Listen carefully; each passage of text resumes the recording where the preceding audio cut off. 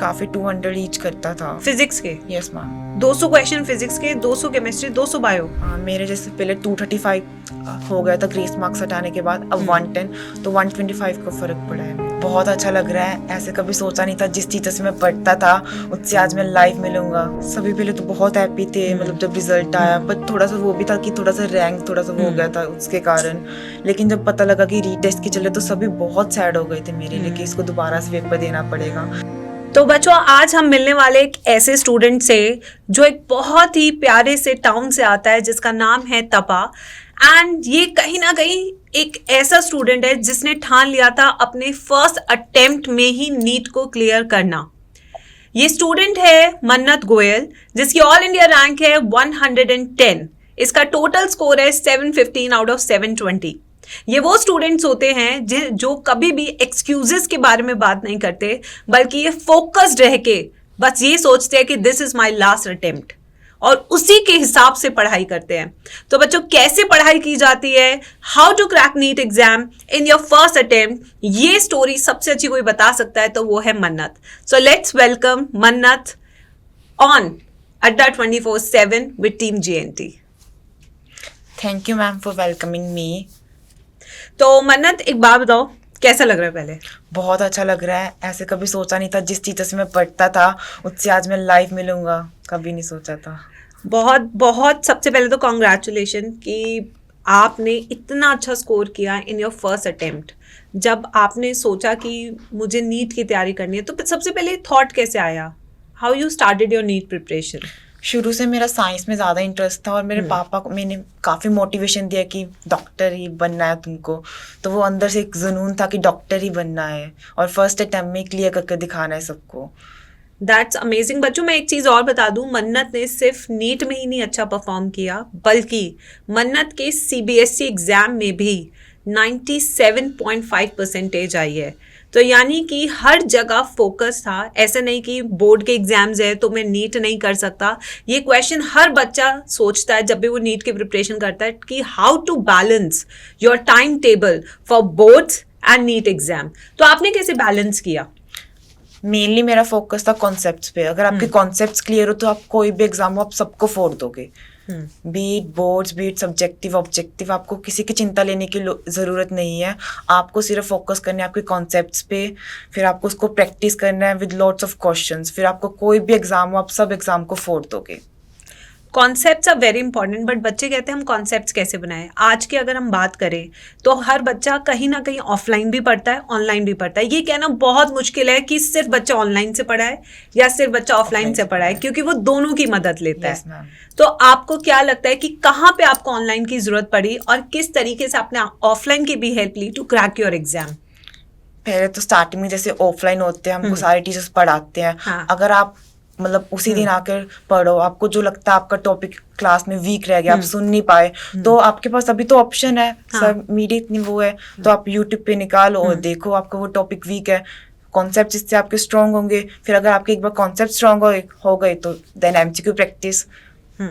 तो सबसे पहले आप कोचिंग जाते थे? Yes ma'am. कोचिंग जाने के बाद फिर आप अपने कॉन्सेप्ट स्ट्रॉन्ग करते थे। अगर आपको वहां पे कुछ समझ नहीं आया, फिर उसके बाद आप क्वेश्चन प्रैक्टिस करते थे। तो इन सब में आपको कितने घंटे लगते थे रोजाना? Ma'am 4 to 5 hours of coaching and मैं डेली अप डाउन करता था, तो 1 hour ईच, सुबह का भी और शाम का भी, and then 7 to 8 hours of study daily करनी पड़ती थी। तो ये तो नियर अबाउट मैं अगर कहूँ 13 से 14 घंटे हो गया। Yes ma'am. और स्कूल, क्या आप स्कूल जाते थे रेगुलर? नहीं मैम, ऐसे रेगुलर नहीं, बट फिर भी मतलब जैसे वीक में 2 to 3 days जाता था, तो मतलब कोप अप हो जाता था दोनों। तो मुझे ऐसा लगता है कि जो बच्चे बोर्ड्स और नीट की साथ में तैयारी करते हैं, सबसे पहले तो उनको ये सोचना होगा कि भाई पढ़ना तो बहुत है। Yes, अगर आप नहीं पढ़ रहे हैं 8 से 10 घंटे तो कहीं ना कहीं आप अपना नुकसान कर रहे हैं, बिकॉज सेल्फ स्टडी भी उतनी ही जरूरी है जितनी कोचिंग की क्लासेस जरूरी है, राइट? अच्छा, अब सबसे बड़ी चीज बच्चों को आती है फिजिक्स में प्रॉब्लम। कैसे किया? फिजिक्स तो पहले अपनी टीचर को अच्छे से सुनो।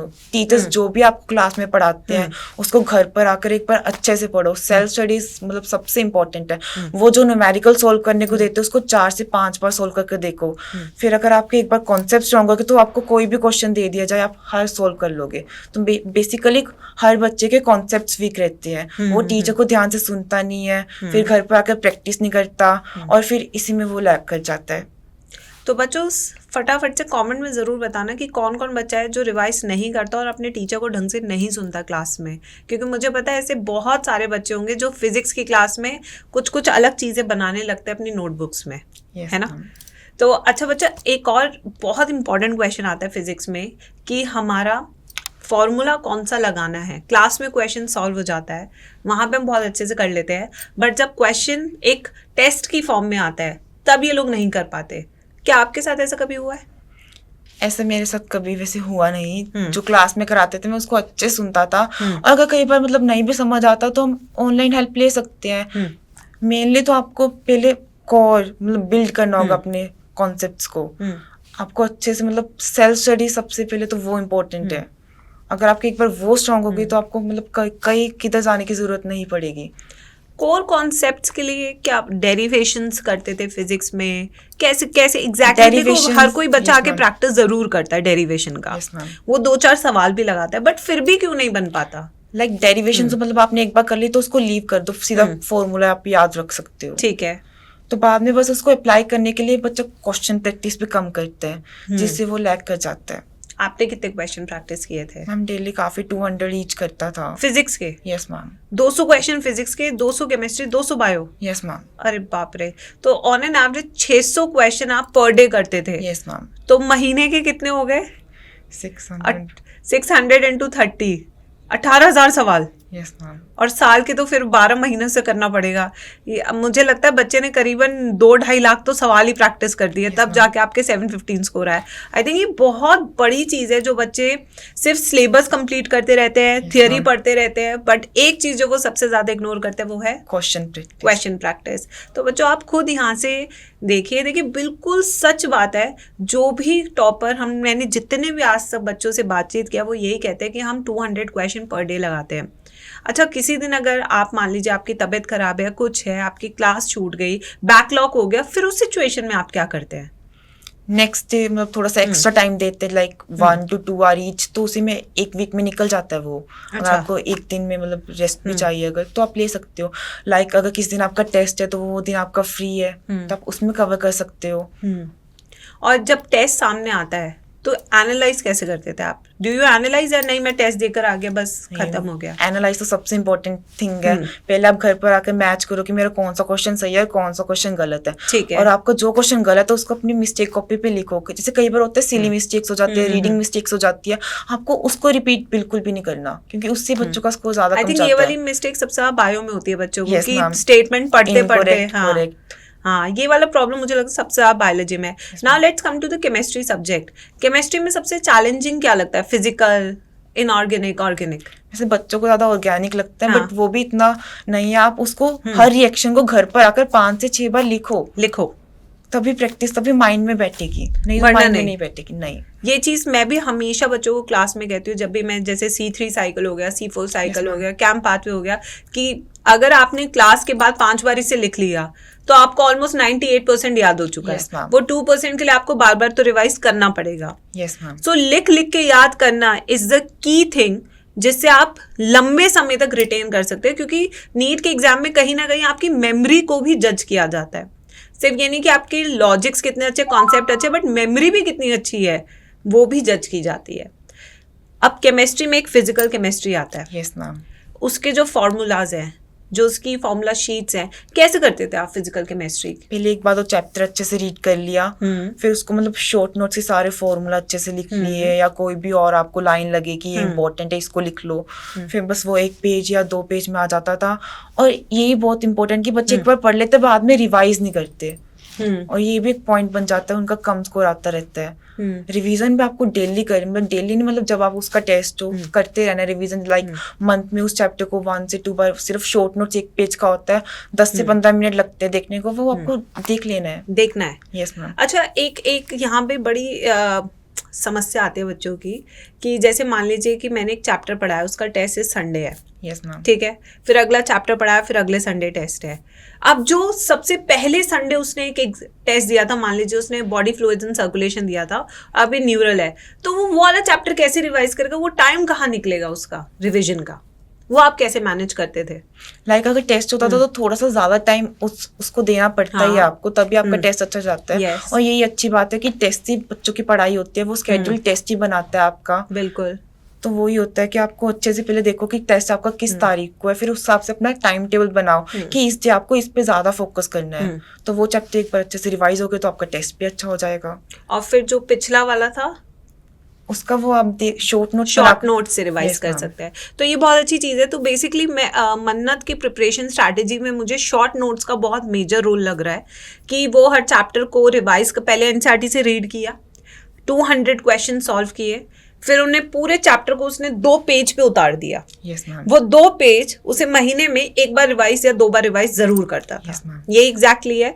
फिर जो टेस्ट जिस सब्जेक्ट का था, जिस भी टॉपिक का था, उसे ज्यादा टाइम देता था जिससे कि वो अपने टेस्ट में भी अच्छा स्कोर कर सके। Yes, right. ma'am. अक्सर बच्चों को नवंबर के बाद पता लगता है कि एग्जाम बहुत पास में आ गया है, वो एक डर सा बैठ जाता Yes, है। ma'am. तो क्या लगता है कि नवंबर तक सिलेबस कंप्लीट हो जाना चाहिए इज अ गुड थिंग, या थोड़ा लेट भी हो तो भी चलेगा? वैसे अगर हो जाए तो ज्यादा अच्छा, आपको ज्यादा टाइम मिलेगा क्योंकि आपके बोर्ड्स भी आने होते हाँ। हैं, तो टाइम बहुत कम होता है।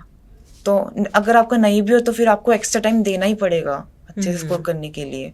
तो नवंबर तक हमारा ओवरऑल सिलेबस हो जाना- कंप्लीट हो जाना चाहिए, Yes, चाहे ma'am. वो आपकी ऑनलाइन कोचिंग हो या Offline. ऑफलाइन कोचिंग हो। इससे लेट अगर हम जाएंगे तो हमें रिवीजन का टाइम कम मिलेगा। I think that is a main point जहां बच्चे मैक्सिमम पैनिक एंजाइटी में चले जाते यस हैं, मैम, है ना।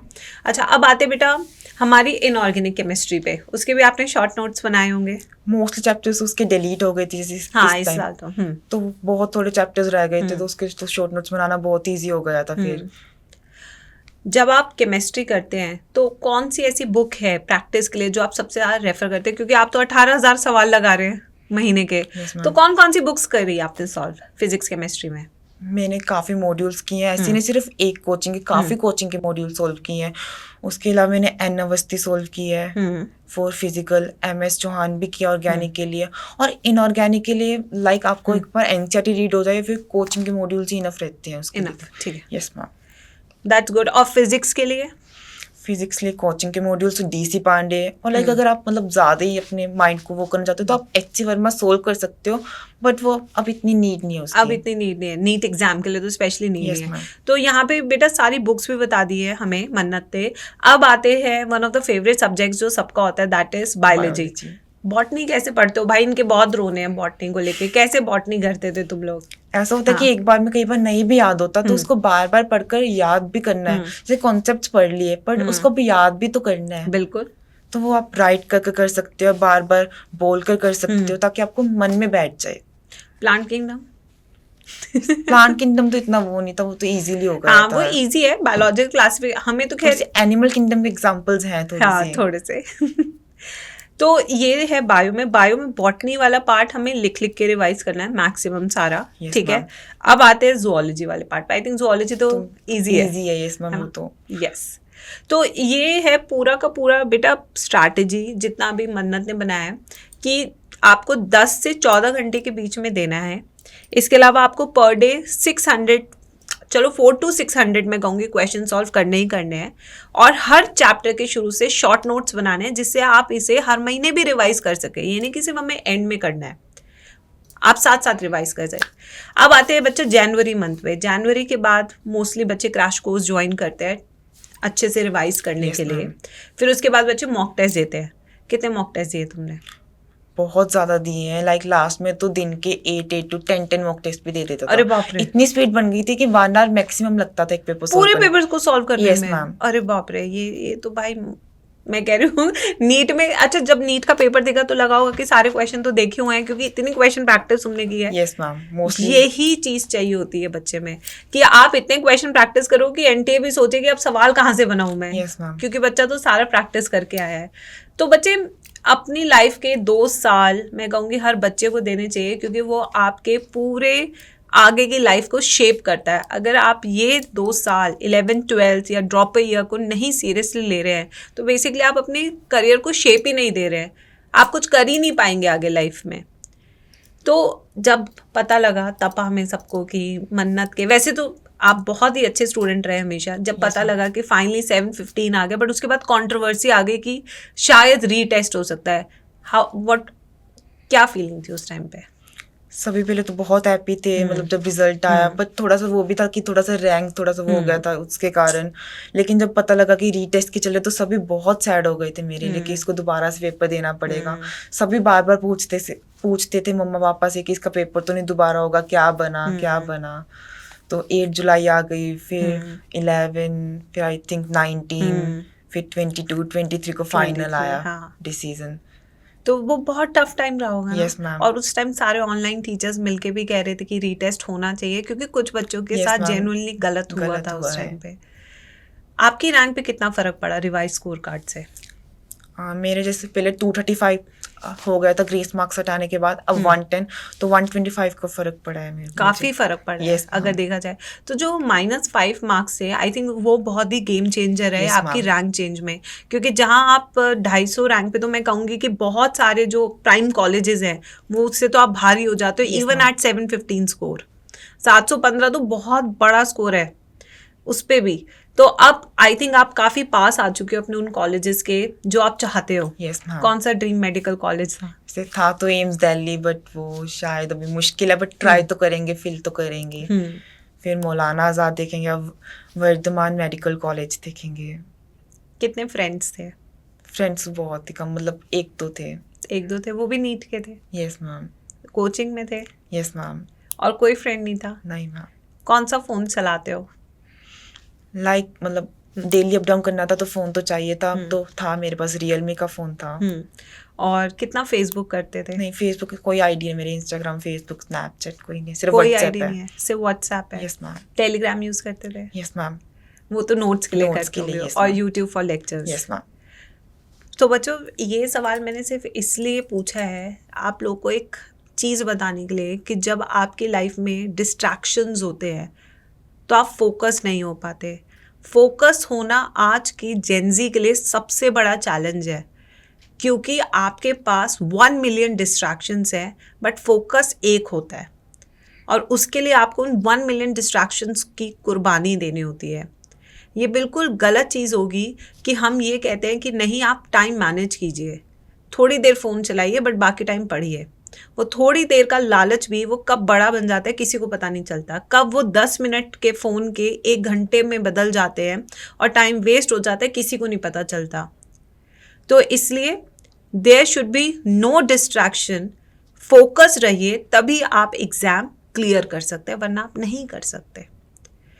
कोई गर्लफ्रेंड रही? No ma'am. मन करता था बनाने का? नो मैम, मैं इस फील्ड से बिल्कुल ही दूर हूँ। अब मन है एम्स में जाने का? अरे नहीं, क्यों? एम्स में तो है। अब है, अब बताना पड़ेगा मम्मी पापा को है क्या कि गर्लफ्रेंड बनाने का मन है? नहीं अभी भी नहीं? नहीं। आई थिंक ये बहुत ज़्यादा पढ़ने के कारण मैं ये कहूँगी कि आप इतने फोकस हो चुके हो कि अब आप कुछ और अभी सोचना नहीं चाहते। It's all about your career right now. कौन सी ऐसी स्पेशलाइजेशन है जो आप आगे जाके करना चाहते हो? उसमें मतलब अभी ज़्यादा मेरा रिसर्च नहीं किया अभी। अच्छा, अभी सिर्फ नीट MBBS के लिए? That's nice. बहुत ही अच्छी बात है बेटा। देखो सबकी जर्नी में ना कोई चैलेंज ज़रूर रहता है। आपकी जर्नी का ऐसा कौन सा चैलेंज था जिसने आपको, मैं कहूँगी कि आपको ऐसा लगा होगा कि हाँ दिस इज़ द टाइम जब मैं बहुत डीमोटिवेटेड फील कर रहा हूँ? ऐसा कोई चैलेंजिंग टाइम? जैसे 9th 10th में सब कहते थे कि मतलब रिलेटिव्स भी या कोई टीचर्स भी फाउंडेशंस का मतलब कि अगर इसको फाउंडेशंस करा दो तो ये ज़्यादा स्कोर करेगा, और मतलब हमारे टाइम में इतना कोई ज़्यादा अच्छा फाउंडेशन कराता नहीं था, तो मेरी रह गई थी फाउंडेशंस करनी। तो उसने सबने वो बहुत कहा था कि फाउंडेशन नहीं की तो अब क्या ही करेगा मतलब। अच्छा, तो यानी कि 9-10 से आपके ऊपर इतना प्रेशर बनना शुरू हो गया था कि लाइक अगर आप फाउंडेशन नहीं करोगे तो आप अच्छा स्कोर नहीं कर पाओगे? यस मैम, अच्छा स्कोर नहीं कर पाऊंगा अगर फाउंडेशन। बट 715 तो बहुत अच्छा स्कोर किया आपने। तभी वो उनके लिए वो एग्जाम्पल है कि बिना फाउंडेशन के भी आप अच्छा कर सकते हो। जरूरी नहीं है कि प्रिपरेशन 9 से शुरू होगी तभी आप बहुत अच्छी रैंक ला सकते हो। आप 11th 12th में करके भी बहुत अच्छी ला सकते हो। चैलेंजिंग तो होता है बच्चा लाइफ में कि आप अपने करियर के लिए इतनी यंग एज से काम करना शुरू करते हैं. आई थिंक आपके पेरेंट्स तो बहुत सपोर्टिव है. अभी मैं उनसे Yes, मिल ma'am. के आई. They are very supportive. Yes, ma'am. और पापा मम्मी की तरफ से तो कोई चैलेंज नहीं आया होगा मैम, आपको. वो बहुत सपोर्टिव है. बहुत ही अच्छी बात है बेटा. अब मैं आपसे लास्ट चीज़ ये पूछूंगी कि ऐसी कौन सी 3 टिप्स है जो आप अपने जूनियर्स को देना चाहते हैं जो प्रिपरेशन कर रहे हैं कि ये 3 चीज़ें आप फॉलो करोगे तो आप अपने ड्रीम्स के पास पहुंच सकते हो अगर आप इन्हें फॉलो भी करोगे तो. पहली बात सबसे इम्पोर्टेंट, अपनी टीचर्स की बात पक्का सुनो. जो वो कहते हैं वो तो पक्का करना ही करना है. सेकंड, और घर पर आकर जो मतलब टीचर्स ने आपको दिया है वो करना, उस होमवर्क दिया है वो भी करना है, जो उन्होंने नोट्स बना कर दिए वो भी पढ़ना है, बार बार पढ़ना है. और थर्ड चीज, क्वेश्चन सबसे ज्यादा प्रैक्टिस करनी है. क्वेश्चन प्रैक्टिस करने के लिए बहुत सारी बुक्स भी बताई है हमें मन्नत ने, जैसे कि अवस्थी एक बताई, Yes, डीसी ma'am. पांडे एक बुक बताई फिजिक्स में. एंड मॉड्यूल्स, ऐसा नहीं कि एक ही कोचिंग के मॉड्यूल फॉलो किए, उसने मल्टीपल कोचिंग के मॉड्यूल्स फॉलो किए क्योंकि उसका सिर्फ एक ही टारगेट था, क्वेश्चन प्रैक्टिस करना, ना कि ये बताना कि मैं इस कोचिंग का हूँ तो मैं इतना शानदार हूँ. ठीक है, ये सब नहीं होता. ये नेतागिरी ये वाले बच्चे नहीं करते. ये बच्चे फोकस्ड होते हैं लाइफ में कि बस हमको अपना एग्जाम क्लियर करना है. जब वो कोचिंग जाता था, अगर वहाँ उसके कॉन्सेप्ट क्लियर नहीं हुए तो फिर वो ऑनलाइन टीचर्स की हेल्प लेता था, वहाँ पे वीडियोस देखता था, उनसे रिवाइज करता था, एनसीईआरटी रीडिंग करता था. बट ही मेड श्योर कि वो यूट्यूब को भी सिर्फ पढ़ाई के लिए यूज़ करे, टेलीग्राम को नोट्स के लिए यूज़ करे. इसके अलावा और कोई भी चीज़ उसने यूज़ नहीं की. तो फोकस रहने के लिए सबसे पहली चीज़, डिलीट ऑल द डिस्ट्रैक्शंस. क्योंकि हर एक रील जो 20 सेकंड की भी है, हर एक शॉर्ट्स जो 20 सेकंड का भी है, जिसमें आपको चीज़ें कंसाइज फॉर्म में तो मिल रही हैं, बट 20 सेकंड भी आपके लिए बहुत ज़रूरी है अगर आप प्रिपरेशन कर रहे हैं. क्योंकि ये एग्ज़ाम 25 से 28 लाख बच्चों का है, ना कि 25,000 बच्चों का. और फर्स्ट अटेम्प्ट में भी नीट क्लियर होता है. उसका प्राइम एग्जाम्पल मन्नत है. बहुत ही शानदार नंबर है 715, बट रैंक इन्फ्लेशन के कारण आज उसकी रैंक 110 है. अगर मैं पिछले साल की बात करूँ तो 715 पे तो बच्चों की टॉप 10 में रैंक आती थी. तो कहीं ना कहीं अगर आप अभी से फोकस होके देखें तो आपको पता लगेगा कि रैंक इन्फ्लेशन भी एक इशू है. Even if you are scoring 720 तब भी शायद आपको ड्रीम मेडिकल कॉलेज ना मिले. तो कंपटीशन इतना सीवियर हो चुका है अब कि अब आपको पंप अप करना पड़ेगा, आपको उठना पड़ेगा और आपको एक्सक्यूजेस छोड़ने पड़ेंगे. क्योंकि जो टॉपर बच्चे होते हैं वो कभी एक्सक्यूजेस की बात नहीं करते. प्रॉब्लम्स मन्नत की लाइफ में भी थी. उसको भी बहुत शुरू में डिमोटिवेट किया गया कि 9-10 में अगर आप फाउंडेशन नहीं कर रहे हो तो शायद आपका नीट क्लियर नहीं हो सकता, बहुत अच्छा स्कोर नहीं कर सकते. बट उसने उस चीज़ को एक्सक्यूज़ ना लेके एक चैलेंज लिया और वो चैलेंज उसने एक्सेप्ट किया कि नहीं मैं करूँगा. ठीक है, वो चैलेंज उसने एक्सेप्ट किया बच्चों. और ये चैलेंज जब उसने एक्सेप्ट किया तो देखो आज उसने स्कोर भी किया. तो आप भी नेक्स्ट टॉपर बन सकते हैं. अगर आपको ऑफलाइन से भी पढ़ना है पढ़िए, आपको ऑनलाइन से हेल्प लेनी है लीजिए, अगर आपको सिर्फ ऑनलाइन से पढ़ना है वो भी कीजिए. But there should be no excuse कि नहीं ये हुआ इसलिए मैं नहीं कर पाया. Rather than take everything as a challenge and you can do it. सब बच्चे करते हैं और आप भी कर सकते हैं. Thank you, Mannat, for joining us with Team GNT.